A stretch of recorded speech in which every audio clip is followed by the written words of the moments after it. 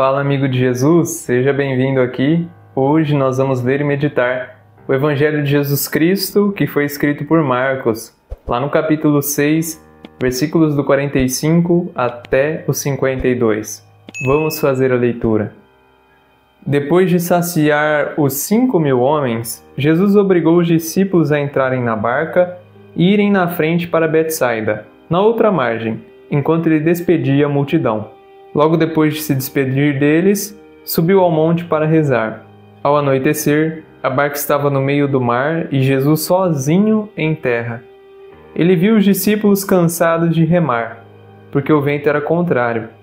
Então, pelas 3 da madrugada, Jesus foi até eles andando sobre as águas e queria passar na frente deles. Quando os discípulos o viram andando sobre o mar, pensaram que era um fantasma e começaram a gritar.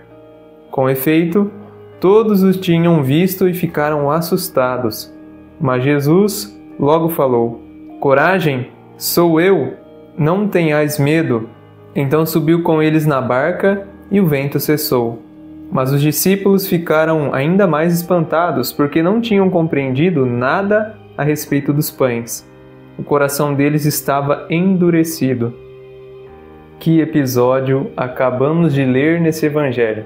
É a sequência da multiplicação dos pães e dos peixes, mas vejam só. Deus, Jesus, coloca os seus discípulos após verem um milagre gigantesco daqueles numa situação de enrascada, de forma obrigada. Perceba no primeiro versículo do evangelho. O evangelista Marcos diz que Jesus obriga os discípulos a embarcarem e irem até Betsaida, até a outra margem do mar. Você percebeu? Durante o caminho, os discípulos encontravam dificuldade, resistência, porque o vento contrário dificultava eles remarem. Perceba também que logo no início do Evangelho está escrito que Jesus saiu, subiu ao monte para rezar e ficou em terra sozinho. E ele estava vendo tudo que os discípulos estavam passando, a resistência que eles vinham encontrando por causa do vento forte. Olha só, Jesus acaba de fazer um milagre exponencial, alimenta uma multidão de 5.000 pessoas.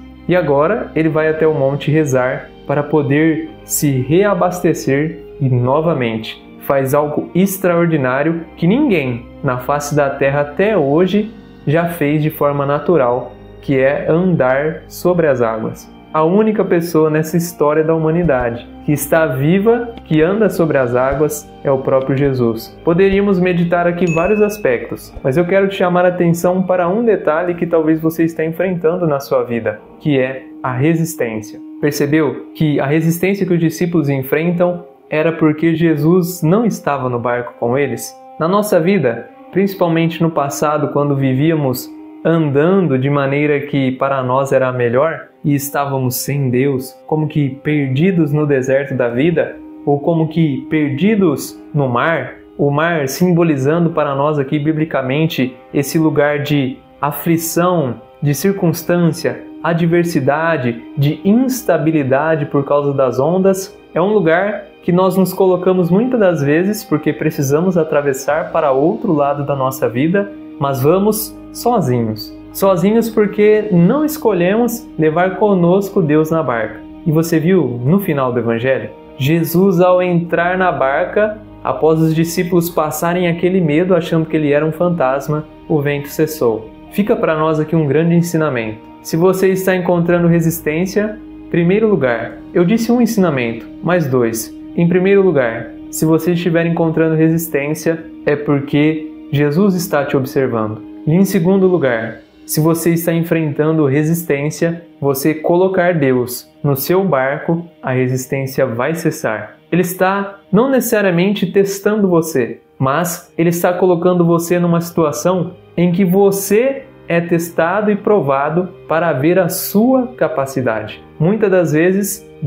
muitas das vezes não, sempre Deus sabe da nossa capacidade, mas nós não sabemos o quanto somos capazes de acreditar e de deixar o medo de lado. Por isso que, apesar de verem um episódio daquele extraordinário da multiplicação dos pães, os discípulos ainda tiveram medo. E por isso, precisaram passar para essa prova também, para que Jesus mostrasse para ele que ele anda sobre toda e qualquer circunstância. E quando ele faz parte da barca da nossa vida, a resistência, que para nós antes era uma dificuldade, se tornou um treino, fortaleceu a nossa fé e nos faz caminharmos lado a lado com Deus para louvar Ele pelo resto da nossa vida.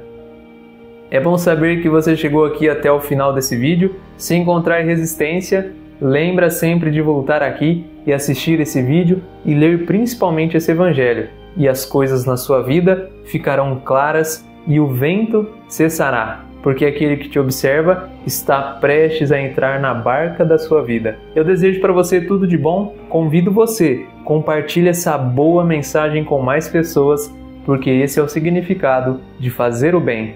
Um forte abraço para você e até mais.